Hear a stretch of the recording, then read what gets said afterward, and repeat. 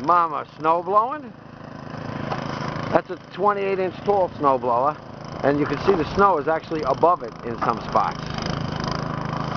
And there's Papa shoveling, and me filming. Oh, Mama's got the wind blowing that stuff right back in her face. That's no good. Yeah, I gotta jump over this mound in front of me. Look at the poor car. Half of the pile.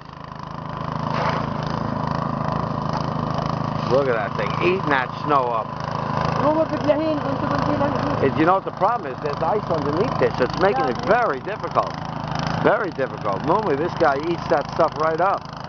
We have to do it in half bites because the snow.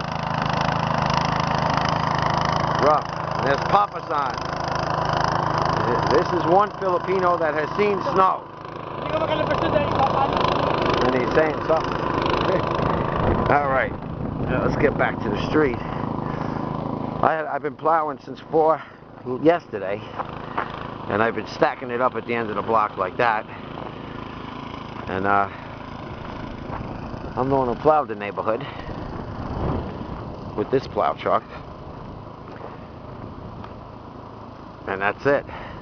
I've been plowing and plowing and plowing and plowing. And I got to go back to it now.